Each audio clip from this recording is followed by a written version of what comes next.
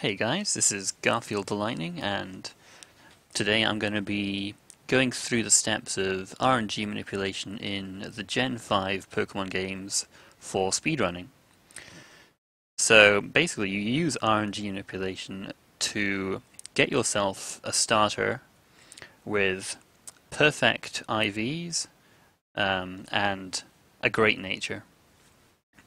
So the way this is possible is that RNG, which is basically just the randomness of the game, it's not actually truly random because it's very difficult to make it so that these games have true randomness in them. So what it does instead is that it takes certain parameters from your console and also from things like the time and things like that, and it uses that information to get a certain seed, which is basically as the state the RNG starts in, and then you can exploit this because you can predict, well, you can sort of predict what it's going to do, and you can exploit this so that you can get your perfect starter.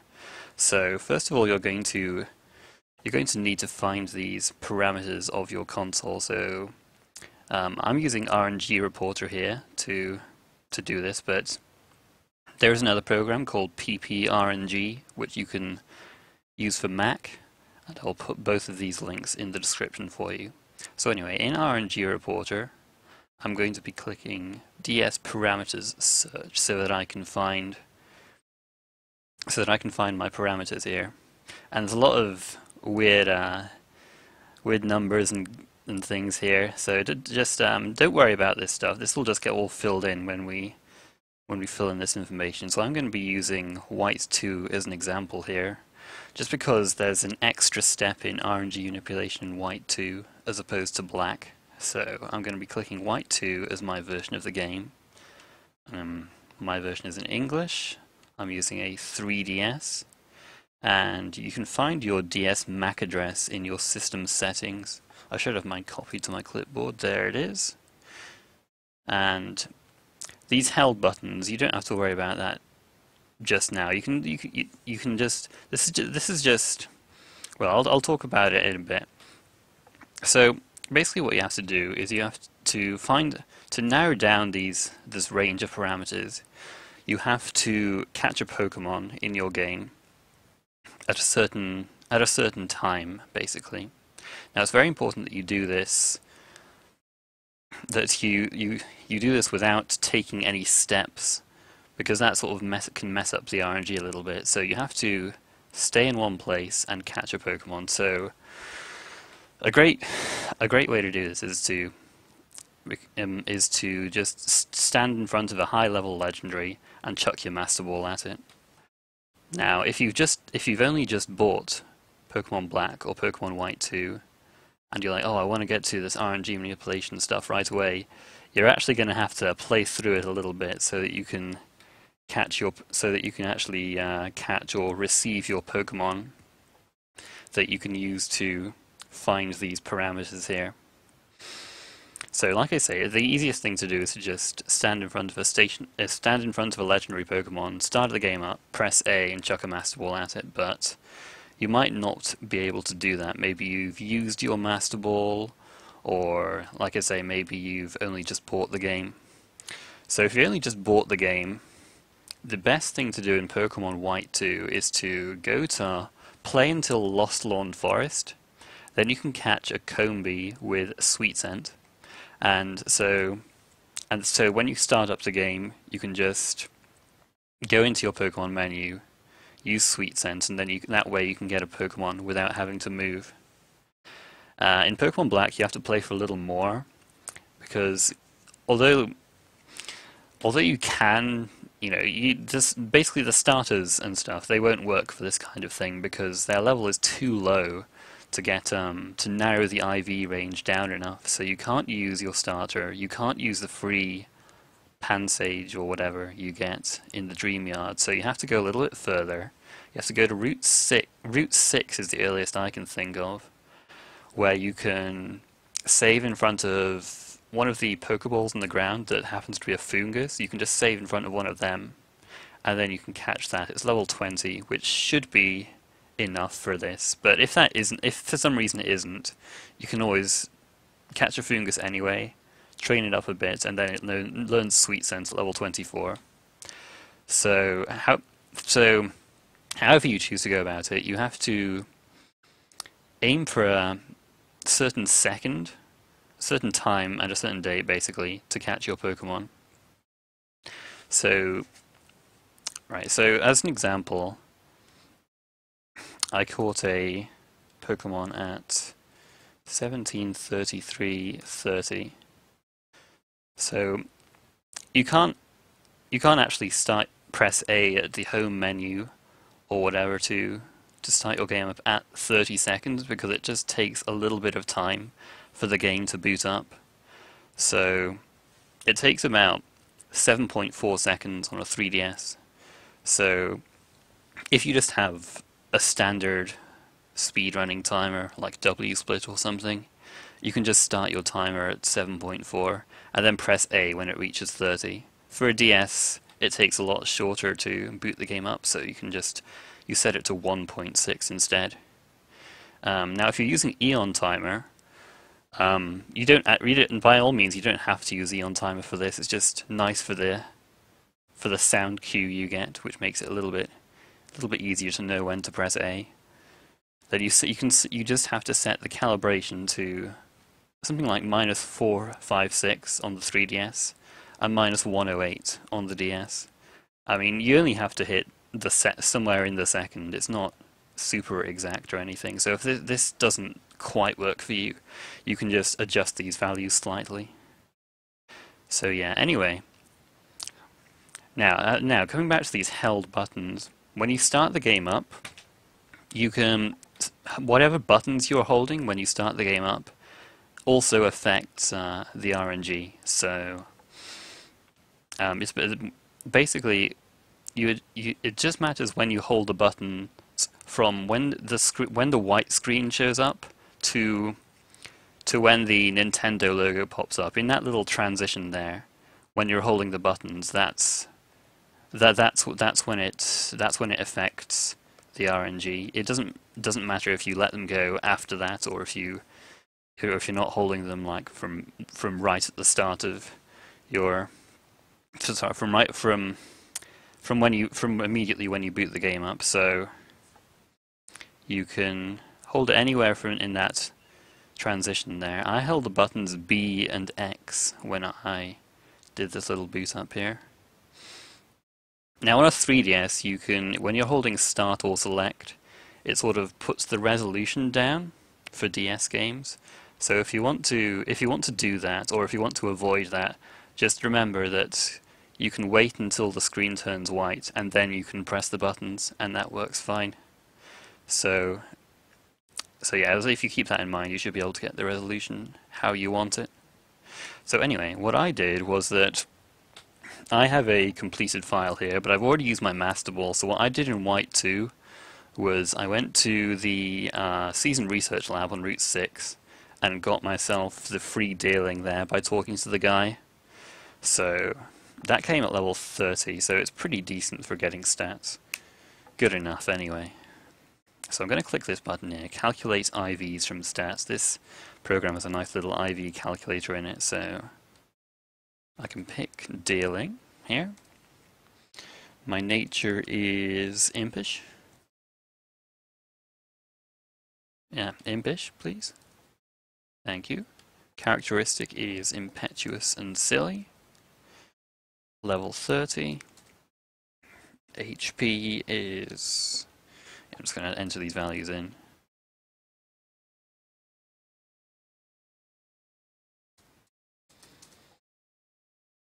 Alright, so then I click check IVs here.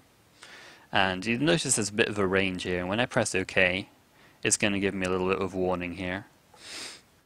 But you can ignore this for... I mean, this only really matters when your IV ranges are really, really big. Like for really low level Pokemon. Level 10 Pokemon is just too low, for example. Level 20 should be alright, I would have thought. So yeah, just press OK. And so yeah, I got this from just starting up the game, aiming for this time, then just pressing A straight away. Or, you could use Sweet Scent straight away if you're standing in some grass. So yeah, this is my IV ranges, so I press search here, and it's gonna search a little bit, as you can see from this little bar. Oh, actually, there's something I forgot to do, because I'm because what I did was I like set my timer for 7.4 and then waited for it to get to 30 before pressing A. I might hit like a second either side. So I'm actually going to change this from 30 to 40 to 29 to 31, just in case I was a little bit early or a little bit late. And this will also make the search faster as well. It shouldn't fall outside this range. So I'm going to do that, press search. That's going to be a lot faster than what it was just about to do. So it's come up with 2 results here. Now, so this can be this is the disadvantage of using slightly lower leveled Pokemon, because you can get more than one result. But the thing is, the V count, GX stat, and V frame will not change from, like, if you're repeating this test here.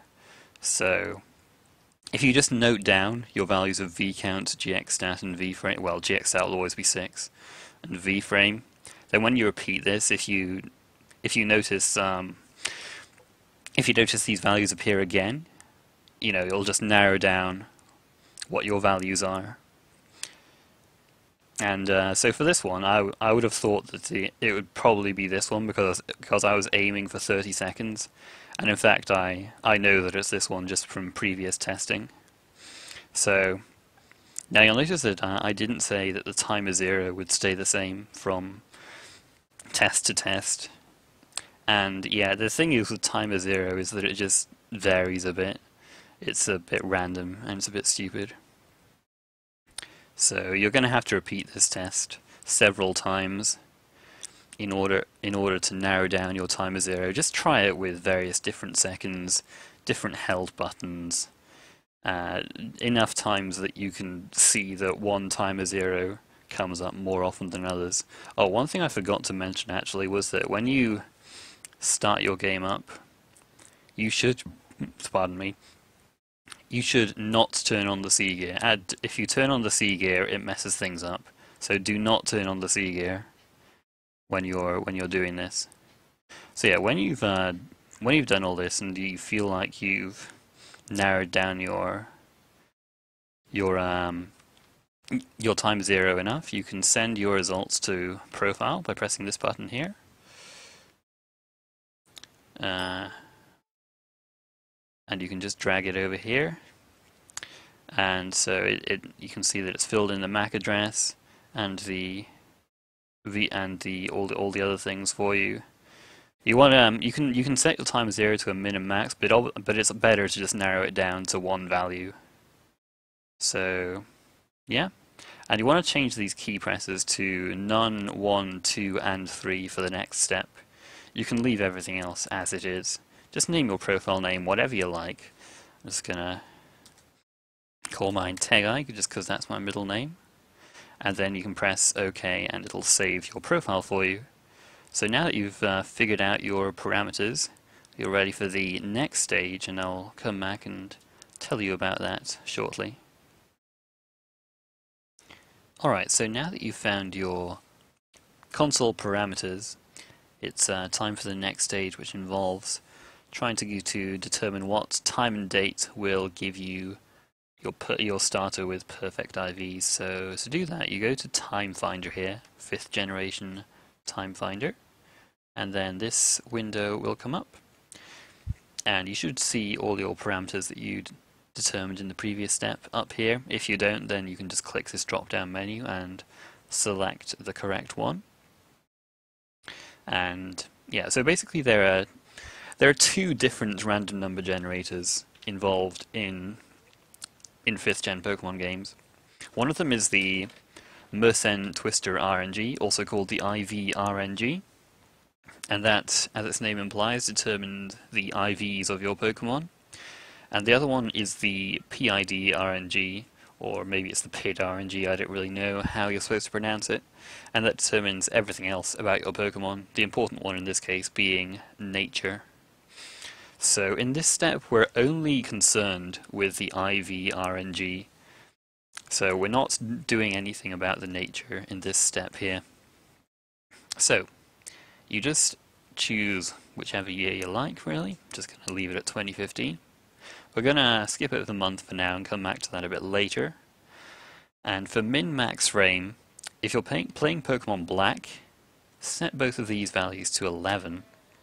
And if you're playing Pokemon White 2, set them both to 15. So I'm going to leave them at 15 because I'm playing Pokemon White 2. Leave the method at IV standard seed, change encounter type to gift Pokemon, and leave your encounter slot as it is, and change all of these to 31. This will so that it just searches for the time and date that gives you your starter with perfect IVs. Now, leave nature as it is right now. We're not concerned with finding the nature at the moment. We can't do anything about it in this step. Basically, that comes later on. Yeah. So going back to month, we want to. It does actually matter which months you select because the month determines what season you play the game in, and the season is actually quite important, especially in Pokemon Black for speedrunning. Because in winter in Pokemon Black, you can just go down the inside of Twist Mountain, skipping a bunch of trainers. But it's much faster than the other seasons. So, and in Pokemon White 2, it matters a lot less, but spring and summer are barely the fastest, because it means that you don't have to go up any stairs in Castelia sewers. But the difference is negligible, really. You know, it might matter though. You might just miss out on your time by a fraction of a second, and then be like, oh, if only I played in spring or summer. So you know, you might as well just go for the fastest months. And the way that the seasons work is that January is spring, February is summer, March is autumn, April is winter, and then it just starts again. So the season changes every month, basically. So for White 2, you can choose more than one month here. I'm gonna pick 1, 2, 5, 6, 9, and 10 because these are all the spring and summer months. So now that I've done all that, I'm gonna click generate, and then it'll search for my dates and times. And yeah, this is why I wanted to set my key presses to none, 1, 2, and 3 because it just means there's a much larger pool of seeds to search from, so you'll be able to get more results. It will, of course, take longer though, and this process does take quite a while. You can't see it right now.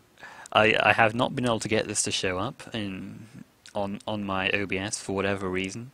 Probably because it's this thing takes a lot of computer resources and does actually it will lag your PC a little bit, or Mac. I don't know what this process is like on with PPRNG and Mac, but I'm sure it'll be similarly intensive on your computer. But it's basically just a window that says Time Finder Progress will come up. It'll say how many seeds it's searched through, and it'll say how many it's found. And there'll be a little bar that will fill up gradually with pink as you go. This is going to take a very long time with 6 months, but I want to do this just to so that it can show me, so that it can give me a lot of different results. Hopefully, give me a bunch of different results, which will help for later on. But if you don't want it to take forever, you can just not search as many months at a time. So yeah, I will be back in a few hours, I guess, after this is, because it's searched through like 22 million odd seeds already, and there is no pink in the bar at all right now. So that should give you an indication of how many seeds it's going to search through for 6 months of 1 year. But yeah, that's about all there is to this step, and yeah, I will see you in a little bit for the next one. Alright, I'm back. I ended up using 2016 instead of 2015 because the results are a bit better just for the purposes of this tutorial, but don't worry too much about that.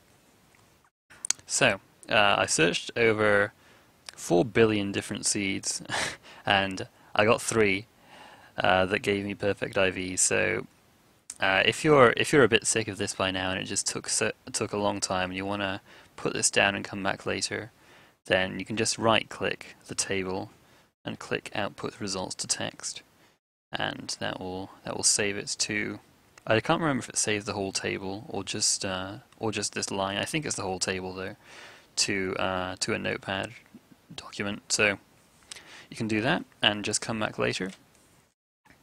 But yeah, it turns out that we can't use all 3 of these seeds. There's one more step. We have to check something before we can start hitting our seed. This first one actually ends up being unusable because on the 6th of September of any given year, there is rain in Mistralton City on Route 7, and on Route 7 you have a battle with your Pig Knight, and it just weakens your fire type attacks, and the rain animation takes time. It's just not worth running with rain.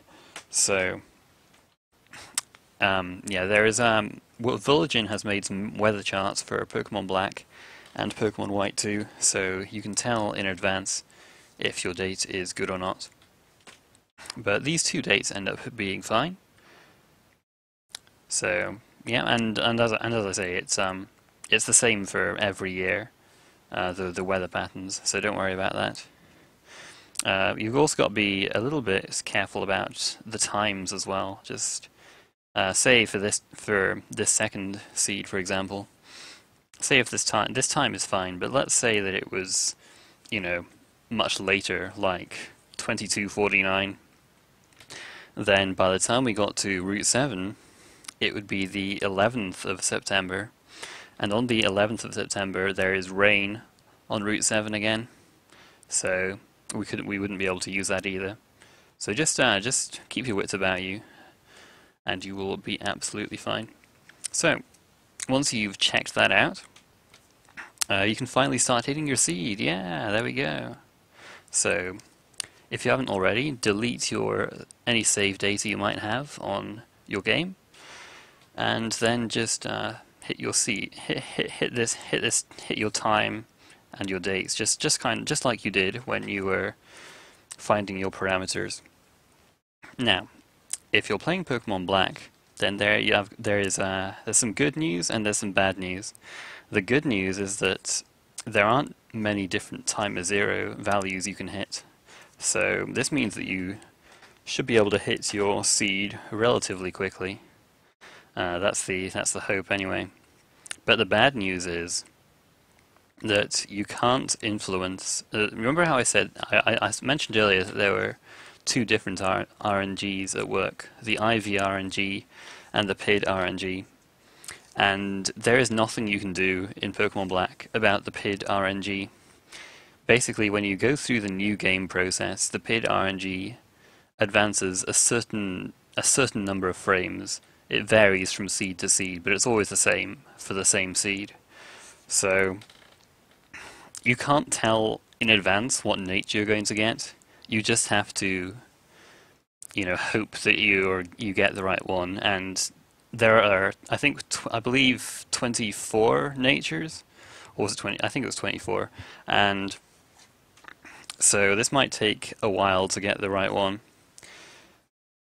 Anyway, but you have to in Pokemon Black, in both games, the way you will tell whether you've hit the right seed is by checking your starter's stats, your Tepig's stats.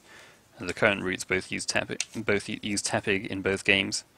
So just keep going in Pokemon Black until you see stats. Well, before nature adjustments, the stats will be 23 HP, 12 attack, and 11 in all your other stats for Tepig at level 5. You can check this on the summary screen in the battle against Bianca. So the ideal stats, if you following the current route, is for an adamant nature you've got 23 HP, 13 attack, 11 defense, 9 special attack, 11 special defense, and 11 speed. But if you find a stat spread that corresponds to perfect IVs but the wrong nature, you will basically just have to try again with another seed.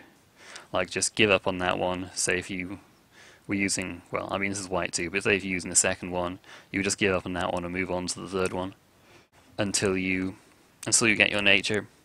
So this might get a little bit frustrating after a while. If you feel like you're not getting anywhere, you might want to change. You might want to, when you're searching for seeds for different years and stuff, you might want to change some of these to like broaden the search so it's greater than or equal to 30 for some of these stats. But I don't know how that will affect the route. Obviously, it's not as good as 31 IVs.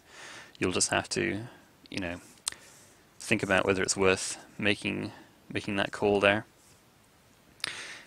Now, in Pokemon White 2, there actually it's kind of a bit of a flip side from Pokemon Black. You have a lot of different timer zero values that you can hit, so it'll probably take you longer on average to hit the correct seed. So what you'll want to do is just to make this process a little bit less painful, is you'll want to check your trainer ID before resetting. So just because your trainer ID is linked to your seed, basically. So, like if you end up hitting the wrong seed, you can just make a note of the trainer ID, and then when you load up the game again, if you check your trainer ID and see that it's the same that you got before, you can just reset right away instead of reset when you check your stats. So yeah, in White 2, you'll just want to it's important that you head straight for your starter and just try and hit A pretty fast when talking to Bianca for your starter. It'll become apparent why in the next step. But yeah, you just you can check your Tepig stats much easier. In this one, you can just check your summary screen and see if it's well, yeah, just check there to see if the IVs are perfect. And unlike in Pokemon Black, you can influence the PID RNG in Pokemon White 2. So let's just say that you hit this third seed here, and you found your Tepig with perfect IVs, but it's the wrong nature. We're aiming for naughty in White 2 with the current route. So if that's the case, then just right-click here, click to copy seed to clipboard, and I will see you shortly for the next step. Okay, there's going to be a little time-saving tip section after this one, but this section is only for Pokemon White 2, so just keep that in mind. We're going to be going back to the RNG Reporter main menu. Change your method here to Gen 5 PID RNG, encounter type to gift Pokemon, max results to 250, starting frame to 150, and then copy down the seed which you copied to your clipboard in the last step. And then just click generate. And what we're trying to do here is basically you're trying to look for, because what you did in the last step was you found that you hit your seed, you got your perfect IV Tepig, but it was the wrong nature. So we're trying to look for that nature here. Now it doesn't give a lot of information to go on in this table. You've got nature, this is basically useless as other stuff, and then you've got this is the gender here. Look, you're looking in the 12.5% F column, because that's the gender ratio for starters.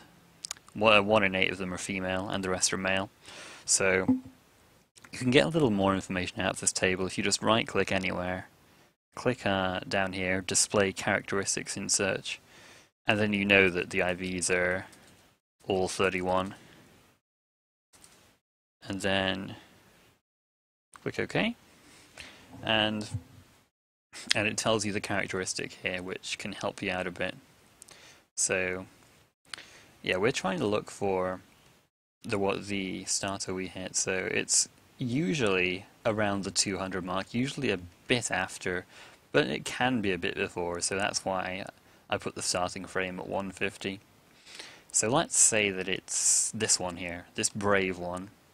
Let's say that this was the one we hit. It's a female Tepig. Its characteristic is capable of taking hits, and it's a brave nature. So we're trying to hit a naughty nature from here. This is where the PID RNG manipulation comes in. The way that we can influence the PID RNG advancement is it advances. It's advanced by the movement of the random in quotation marks movement of wandering NPCs, and these are non-player characters without fixed movement patterns. There, like I say, it's random in quotation marks, but it's not truly random, because if you walk the same path, they basically also walk the same path. So you can, if you take extra steps here and there, you can advance the PID RNG a little bit more past this value of 207. Now sometimes, if you take extra steps, you can actually hit a frame before this one, but it's not very likely. And if you say you're looking at this one here, this naughty natured one on frame 201, you're probably not going to be able to go that far back if you took the direct path to get your brave Tepig. So if you want to, it's a little bit easier just to narrow down the natures it shows you here. You can go to this nature thing on the top right, click brave, which is the one you got, click naughty, which is the one you're aiming for, and then you can just click generate here, and it will show you just the naughty and brave ones. So the one you hit here is the brave one you hit here, frame 207, and the next naughty one here is frame 226. So that'll probably take a fair few steps to get to. Like, one step can influence it, usually about, well, it kind of it varies. You'll have to like test it out for yourself, but like an extra step out of your way can influence it by, say, 3 frames or so, or maybe more, maybe less. You'll just have to, like I say, this is a trial and error. This is all about trial and error, this step, basically. There's no easy way around it, you just have to brute force it. So you'll just have to take a few extra steps to try and get naughty. Let's say that you've taken a few extra steps, but you didn't get naughty, but you got relaxed. So you can just go to your nature thing, click relaxed, generate again, and then you can see that, maybe you hit frame 212, and you got likes, if the characteristic is likes to thrash about, or if you got somewhat vain, you'll know you hit frame 215, and basically in this way you can sort of refine how many extra steps you need to take in order to hit your naughty-natured Tepig. Now this is not guaranteed by any means. It might turn out that you can't actually hit frame 226 no matter what you do. So if you feel like you're not getting anywhere, you might just have to grit your teeth and try another seed. You'll basically have to set your own limits on how how many steps you're willing to take before you think it's not worth your while. So like I've put, you can go like all the way down here, maybe even further, but you'll just at some point you'll have to start asking yourself, is it really worth taking all these extra steps? I mean, I'm losing a fair bit of time here. So that's just something I can't really decide that for you. You'll have to set your own limits there. Anyway, hopefully you'll be able to hit your naughty-natured Tepig, and if you did, congratulations.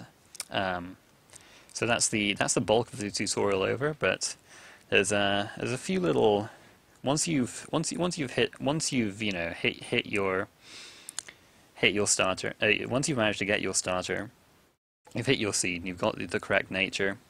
Then there are a few little time-saving things that you can do in your speedrun, and I will detail those in the next segment. This first little thing you can do to save time does not actually save any in-game time for speedrunning, but it does allow you to reset earlier. So if you don't dilly-dally at your intro screen, if you just like name yourself relatively quickly, after Professor Juniper talks about your rival or rivals, this info box will come up here, the one saying creating save data, please wait. And you'll notice that on the right of this box there is a square icon with a little imagine it as a clock hand or something. And this one is pointing to the lower left.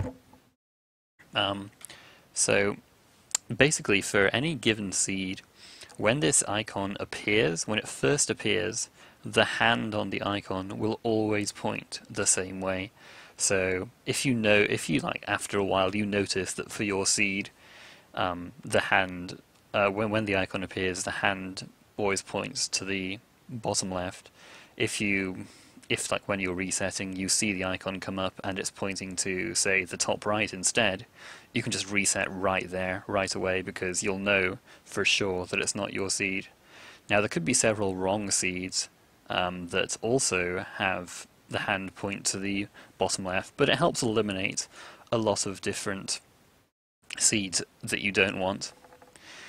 Now the second thing you can use in conjunction with this. It's to do with the wandering NPCs I was talking about earlier. This is a white 2 only thing. So, when you're walking to receive your starter, you should notice that when on the correct seed, the NPCs will always walk in the same way. I mean, I talked about this earlier. But you can exploit this as well. You can use this as a tool to check whether you've hit the right seed. If the NPCs don't move as you expect them to, you can just reset there. And what this does is that this means that you don't have to waste game time checking your trainer ID. So that's just a nice little time saver there. And the third thing you can do is that after getting your starter, you can abuse the PID RNG from there, because the PID RNG also determines encounters in the grass. So what you want to do is as you're doing resets and what have you, after you get your starter, you want to try a few different little movement patterns and see how that influences your encounters. Now if you're doing you can do this on Pokemon Black as well. You might if you want to know more about PID RNG and how it advances, you can check the section that was purely for White 2. But all you really need to know is that if you move differently through areas where NPCs move randomly, and also if you move differently through the grass, because moving through the grass also advances the PID RNG, you should notice that if you follow the same path, you will get the same encounters in the same place, aces in the grass. So basically it's a matter of trial and error to see which paths give you fewer encounters. And that's about it, really. I hope you found this tutorial helpful, and good luck to everyone, because this is a pretty daunting. This is a pretty daunting thing, but hopefully I've made it a little bit easier for you. And yeah, as I say, just I hope I hope it's useful, and I hope that that this encourages more people to speedrun the Unova Pokemon games. Thank you very much, and goodbye.